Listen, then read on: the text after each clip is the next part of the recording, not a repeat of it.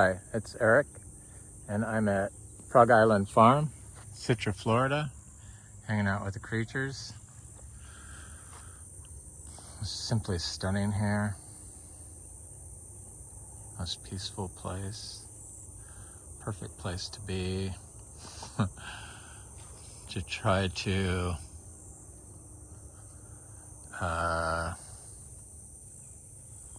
stay in a good frame of mind. Hey, Snickers. So I'm just about ready to start planting a bunch more seedlings that I started in pots, terracotta pots, because I'm anti-plastic. Even though you can't get away from it, but I still don't want it involved in the production of food for myself, which is what I'm doing here with the fruit trees and the gingers and the heliconias that I've been planting. So I probably planted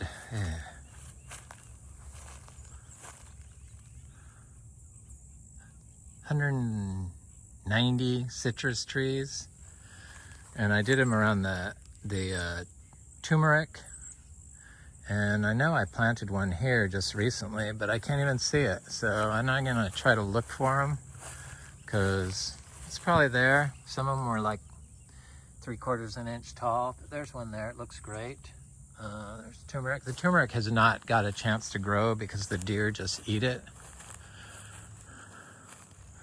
And I've also planted Garcinia seeds, direct sown seeds.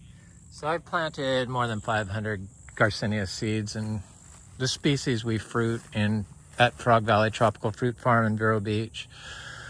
Because I don't buy plants, I don't sell plants, I trade plants and seeds and fruit. So that's it. So don't even ask. Not gonna do it. I'm not gonna send you anything either. I have too much on my plate. I'm seriously thinking about maybe charging for tours because it's a lot of time, and a lot of it is wasted. Not always, but some people just like to have something to do, take selfies while they're on vacation, and have no history or knowledge of growing food in Florida. Nor are they going to. But it's like, how do I differentiate the people that actually want to learn from the people that don't want to learn? But I figure if you're on the channel, you either know or can hear my message of natural farming and how to grow food in Florida with natural farming. Natural farming does not mean you're watering plants. Natural farming does not mean that you're influencing the soil conditions by interacting with it too much. So less is more. So many people think that if you're not getting any growth, but the plants are looking healthy, that it's not good, because they want them all to be super fast growing. If you want a super fast growing plant, I know how to do that. You just give it some manure and water it every day. It'll grow super fast. But will it survive the first freeze we get up here at 26 degrees Fahrenheit? Probably not. Probably be one of the first plants to die. So we're trying to make stuff that is self-sustaining, that is in nature and being grown naturally. Before I started planting, they used to water this forest. They've been mowing it for years, and it got to where there's huge giant patches where nothing will grow that didn't have any leaves on it, and it's rock hard.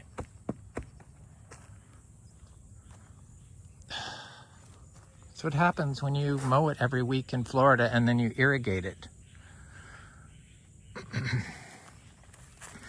The trees start dying because the nutrients can't flow into the soil and the roots become compacted. So the trees start shedding branches when they're stressed, or start dying, or start dying from within. So they start rotting from within, is what happened.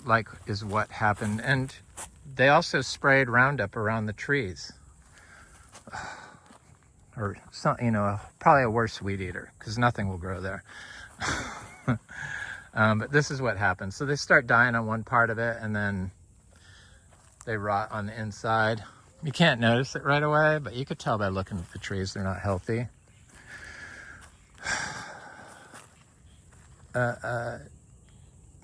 It's just never going to change in my lifetime, probably, because it's just too... people are too conditioned to think that cleared forest is better than natural forest for their trees. They just don't think, oh, I must clear the forest. It's like, oh my God.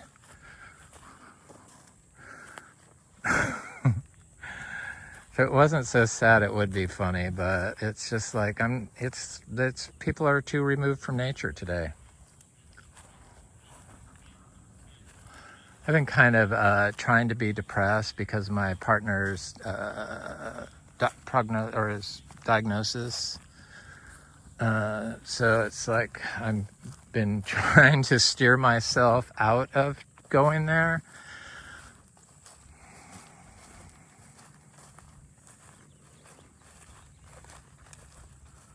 But stuff is looking good. I wish I could find some citrus trees while I'm walking along. Here's one. They look good. I'm happy with them. Who knows how many we'll get, but I'll just keep planting more and more and more. Here's two I planted really close together, but they're super yellow, which I don't think I've ever seen that in our Miko lemons unless they're in full sun. Maybe they're getting some sunlight here, but they don't look like they're dying. Here's another one here. That's chloronic. It needs nutrients. No, the soil is compacted here. So any nutrient you put on there will flood right off. Unless you take a hose and sit there and squirt the manure into the ground around that. But it's not going to do any good for the deep compaction layer.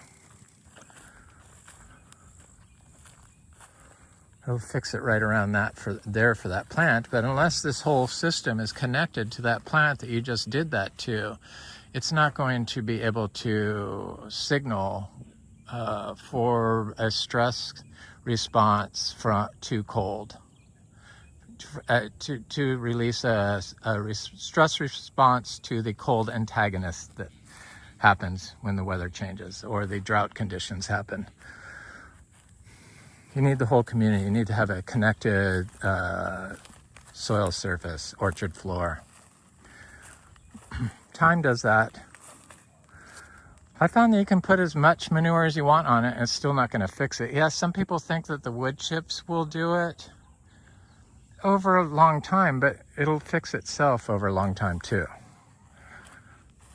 If you think you have to add nutrients here with all this going on, you just don't really understand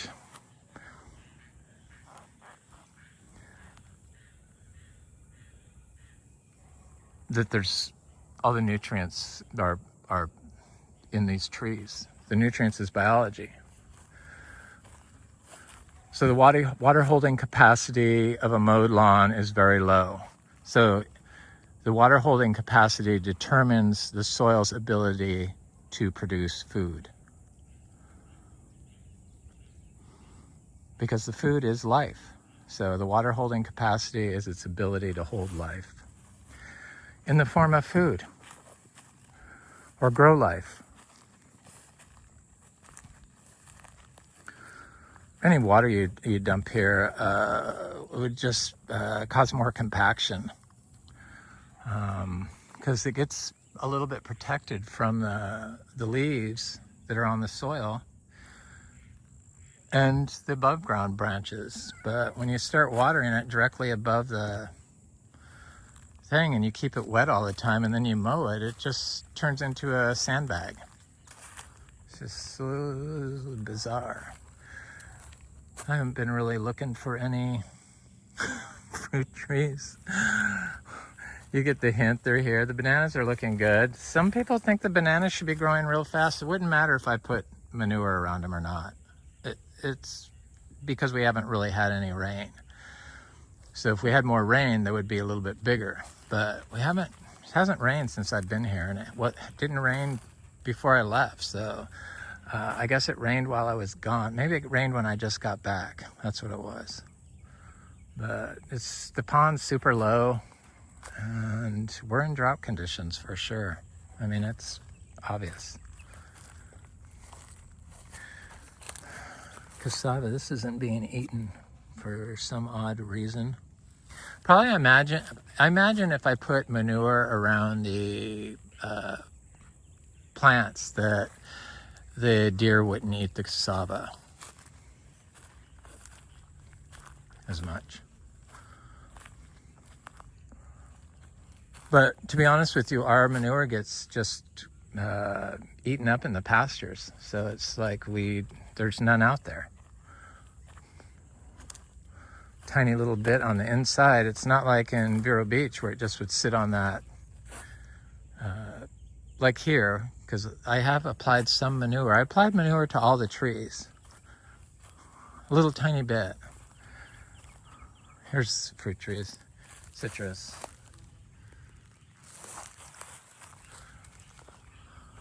I try to plant them near things. There were no logs on the ground when I first started because they burned everything and raked up all the leaves, so I couldn't use that as markers when I first started here because it was just basically sterile space.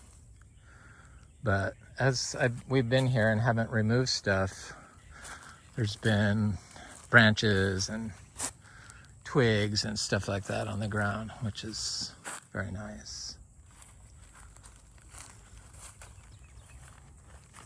It's very beautiful here.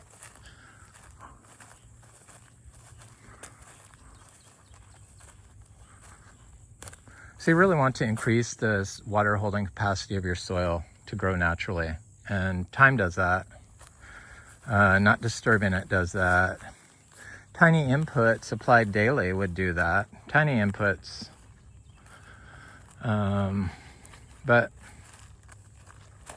with all this, there's tiny inputs being applied daily. So it does it by itself. If this was just a lawn with banana trees as the overstory, then I would probably know that I had to apply lots of inputs. Manure and straw and hay, grass.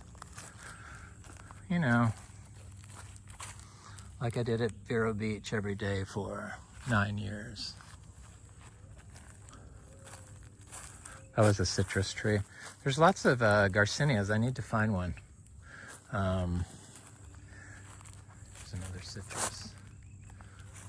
They're mostly around these stakes, which I should look at. Or that's where I've seen all the Garcinia livingstoneii.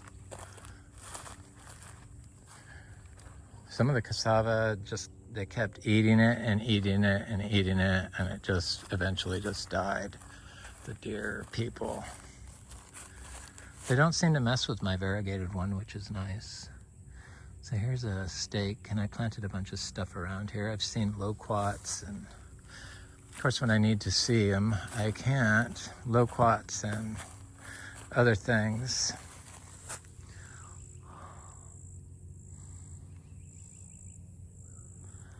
None here that I can see. It's looking better. Here's those flowers that I like. These woodland flowers that pop up in here.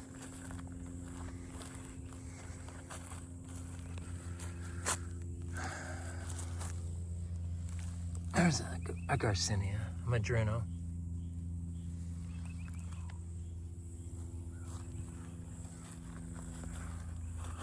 I haven't seen any achachiros popping up in here. I kept having people come by and getting all my seeds, though, or a lot of the seeds.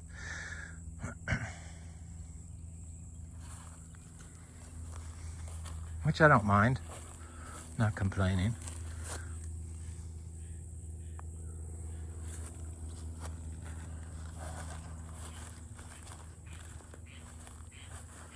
People want to rent Frog Valley Tropical Fruit Farm, but I'm more inclined to just do a VRBO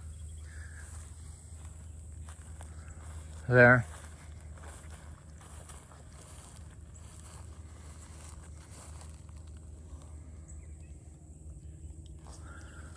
Been doing estate planning.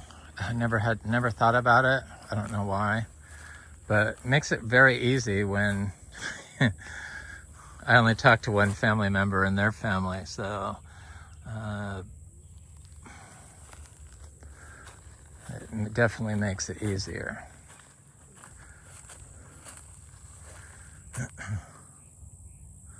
It's funny when some people will take an apology and can never accept an apology. It's a lifetime grudge. But that's okay. Shows who they are more than yourself. There's a madruna here and a madruna there. Madruna everywhere. Did I plant 2 seeds at every stake? I think I did.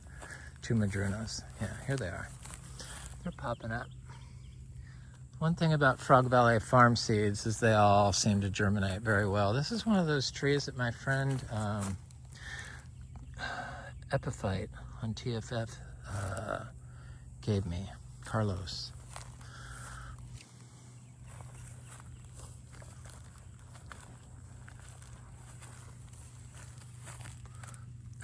Madruno. So many of you would probably say, oh my God, I can't believe they plant all those seeds there and they're just going to die from cold. I have complete faith in our system here, and I think we're going to be okay. It does make a difference if you know how to grow, or you know that you know how nature grows. That's what it is. Makes a difference if you know how nature grows, how water cycles work, how all trails need to be, all paths need to be connected. So know where all your seeds come from and how your seeds were grown and what they were grown in and how they were started and where they came from, if they were sterilized. All that stuff is important. They're just so many things that how big is that approved organic materials list shows that they have like gone way off track. It's not that hard. No pollutants, period. Plastic is a pollutant. Using hydrogen on your seeds or hydrogen peroxide on your seeds is a pollutant.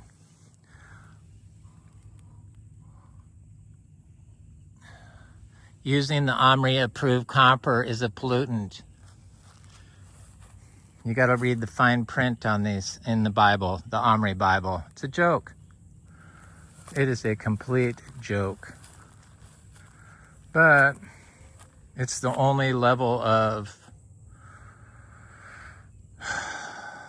provenance that we can get from the federal food system, other than biodynamic.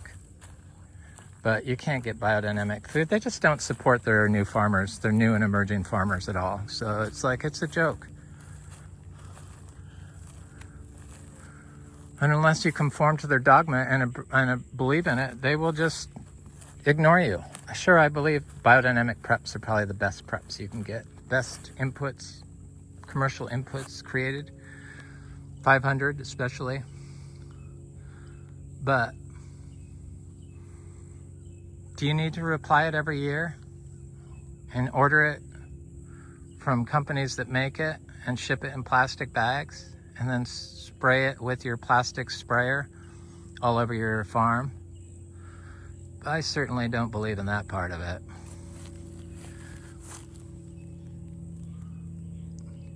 Trail. A trail includes how it was packed and shipped. Not just for your food, but for your plants. That's a Frank's Yummy Loquat. It looks, no, that's a cashew. Oh my God, I planted 2 cashew seeds here. And that one looks good. We only got like, I don't know. I only got 2 seeds off the tree because the hailstorm came and broke all the flowers off. Ruined our mangoes and trashed all the trees with damage, limb damage, and definitely leaf damage, and then destroyed our whole crop except for 2 trees, and that's what that is. Yay! I love cashews. There's like 100 trees down there. It's not like we're not going to be producing lots of cashews down there. It's crazy. That place is insane. It's funny that I can't join the Facebook Florida Food Forest group, but not surprising. I've come to the conclusion that most of those places are filled with misinformation espoused by the moderators. All those things. And they only accept their view. And usually it's, I could guess what it is. It's wood chips. I could guess wood chips and stuff in rows. Probably helping the food forest get going by applying one-time dose of Roundup, stuff like crap like that, stuff that's like not forest at all. But oh well. So yeah, I don't really like all the like the tropical fruit groups and the banana lovers and Florida banana growers and stuff, because I only need to read the misinformation once and just realize that what we do is completely different and against what they say. So it's like, it's too natural for anyone to believe that you can do this in Florida. I don't water bananas. Yeah, you could water these bananas and put a bunch of mulch around them during times of drought, but as soon as the, compost, deep compost with water, that thing would shoot up and grow really good. And but all this is like disconnected from it because it's so compacted.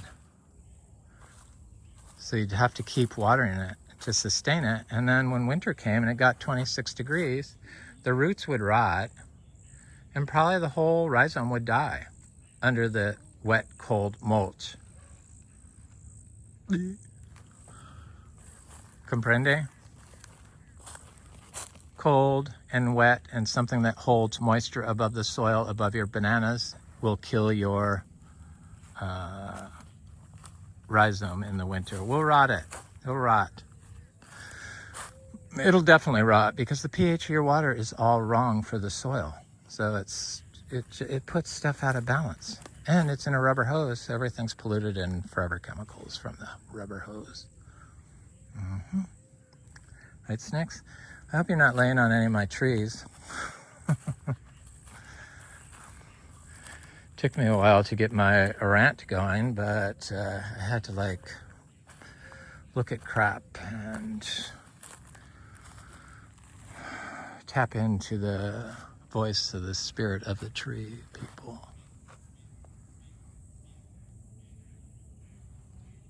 Spread their message. So along here I planted Chaya spinach and different gingers. I've been really getting the heliconias and the gingers. That's one of those orange cigar plant, stromanth cutting. a thing right there that looks so horrible, but it'll look good eventually. Because stuff doesn't freeze underneath the oak canopy, this huge oak tree canopy, which is nice. So it doesn't turn brown. This is the chia spinach. So I did chia spinach all the way along the driveway, all through here. Some of them may have disappeared, like in here, but I don't see them. Why is it when I need to see a plant, I can't see it? Yeah, I don't see any through here. And I had them all along here, but there's plenty of chia spinach down here. These are all the gingers, the galangal gingers. They all look good growing along the walkways in Frog Valley Farm. There's the chia spinach. They look good down here. You know, because I don't want to see my neighbors. I don't want to see the houses. I don't want to see the travel trailers that they stay in when they visit. I don't want to see it. I just want to see the trees and hear the frogs. Yep. Used to be able to see everything at Frog Valley Tropical Fruit Farm. Now it's amazingly private, which is nice. Chia spinach looks good. See if I can see some of these fruit trees. I needed this little shovel. Chia spinach with cassava.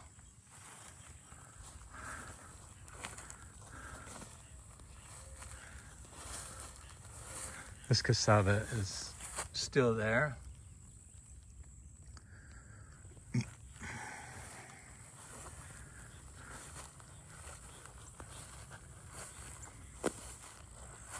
You had a pile of deer compost right here, and it hasn't really affected. I think a lot of times that draws a lot of the root eating herbivores. Not herbivores. Yeah, they are herbivores. So, or maybe not. The little, you know, like moles and stuff, voles, whatever eats the roots, eats the plant. So here's what I'm going to plant today. These are those Pomarosa rose apple. They seem to do really good here, and they're going to make a great hedge. I'm going to plant these over by my neighbor down there that's on the other side of our big horse barn, our big zebu barn. 170-foot zebu barn. Urgh. But there's also garcinias in here. This one's quite huge. It's got 4 leaves. I'll plant that one. And this is another garcinia. And then it's got little citrus. These are the grapefruit. It's the grapefruit. Here's the Pomarosa rose apple. There's another madruno. And here's another Pomarosa rose apple. Another Pomarosa rose apple, and I'm gonna plant some seeds because I have, you know, because I have so much seeds. And I don't really talk about fruit a lot at Frog Valley Farm because I don't want people bugging me for fruit. Because I'm such a horrible fruit selling person. I just don't do it. People want the fruit, so it disappears. I don't have a problem getting rid of it, but I could do videos of mango tastings and stuff like that, but I just don't want to throw it in people's face. You just got to assume if we have 270 grafted mango trees, we have a lot of mangoes. Even in the worst hailstorm ever to hit there that damaged all of our trees, I still ate hundreds of mangoes and gave hundreds away. So there's a lot. This is the seashore mangosteen. It's probably my favorite garcinia so far.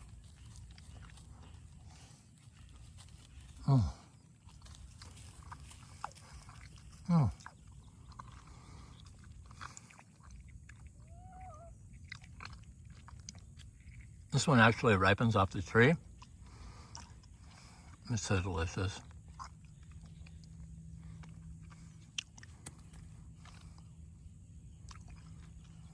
Only 2 seeds. That's surprising. I'm going to plant some of them in here, and I'm going to have all these. I mean, I have hundreds of seashore mangosteen. Not hundreds, but I have a lot. seeds that I need to plant some jackfruit seeds, but mostly Citra mangosteen seeds. So I'm going to do that. And then I also have my seedling white mulberries from my friend Frank's white mulberry crosses he made. So hopefully I'll get a female tree off that. It looks like there's 2 trees here, so there's 3 actually trees here. So that's good. I'll just plant this one in the same hole. It looks very healthy. And then these are the Pomarosa rose apples. There's another mulberry right here. Right here. These are our Rollinia fruit trees from our Rollinia fruit from Frog Valley Tropical Fruit Farm. So I'm going to plant these here just to see. These are more of those best citrus I ever had off my neighbor's grapefruit tree that told me they didn't eat it. Then after I got some fruit, he goes, oh, I use that fruit I give it to people, but it's still, and now it's like getting ready to fall off the tree again, so I know how that works. But I got plenty of trees from it, so I'm happy about that. So yeah, I'm gonna do that. That's what I'm gonna do. Everything's really looking good here. The Garcinia Livingstoneii survived the winter, so we have lots of those coming up everywhere. Apuntia cacti, turmeric, chia spinach, and bromeliads.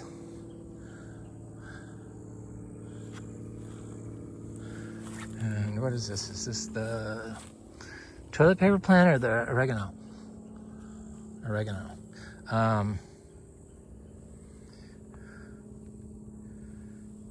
Yeah, look at this. This is not awapui. This one's evergreen. This is that plant that has the purple flowers, but it's doing very well. My pigeon peas I planted. All this stuff came from Frog Valley Tropical Fruit Farm, just without even trying. Just scattered seeds. Planted cuttings, planted seeds. But I can plant like 200 seeds in an hour and 20 minutes, hour and 15 minutes, easily. Not all in the same hole. Where's my, this is the torch ginger, the pink one, Etlingera ginger. And I'm glad to see it's looking, I think it is. Maybe it's not. I have it somewhere. I thought I put it over here.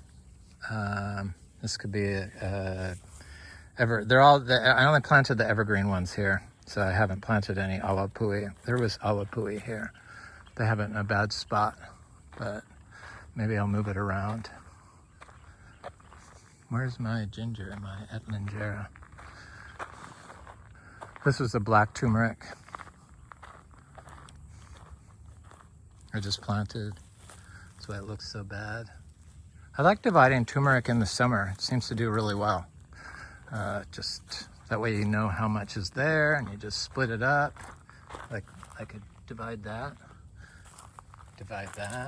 this turmeric, divide this. Or that galangal ginger is along here. At least some of the cassava has been making it, barely. There's another ginger here. Where did I put that Etlingera ginger? Did I put it over here?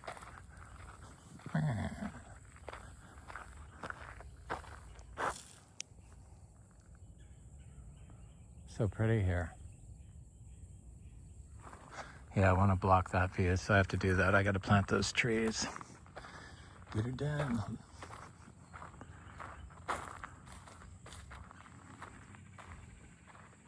All along the driveway, I'm trying to do these Costa gingers. Different types, few different types. This cassava looks big.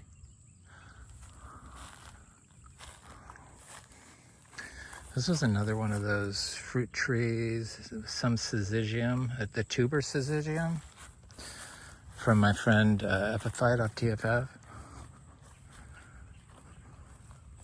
Yeah, here's some Garcinia livingstoniae. I've seen a lot of these Garcinia livingstoniae. Citrus is looking good over here. Yeah, it takes a while. It takes a while when you plant stuff from seeds and cuttings in zone 9A. Vero Beach stuff that was a citrus. Vero Beach stuff just grows pretty much year round, but here that isn't the case. It might stop for a week here and a week there, or 2 weeks here and there.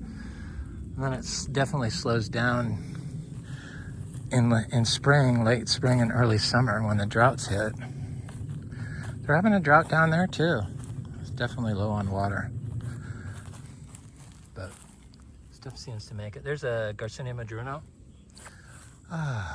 Here's my, well, it hasn't been that long since I planted this Costa. It's already sending out a new bract.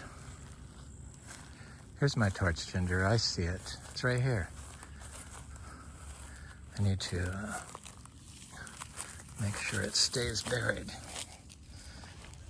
So you have to check them after you do it and make sure that they're not like pulled themselves up.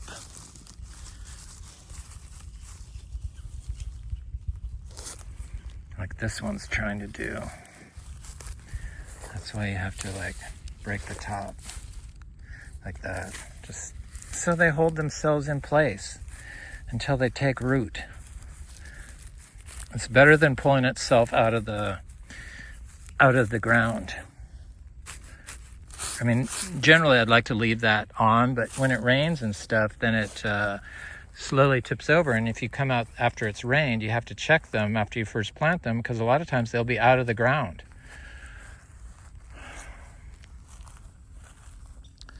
And they'll just die. So you have to do that. Look at this citrus, looks great.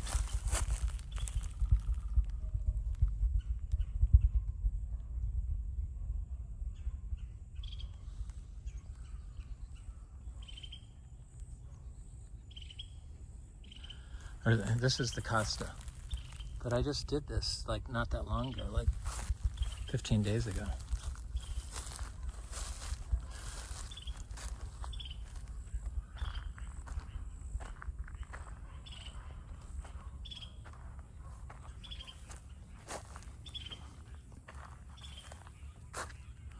It looks good. Anyway, I had to get a video out because I thought maybe it could like cheer me up, which it kind of did, and I guess that's important.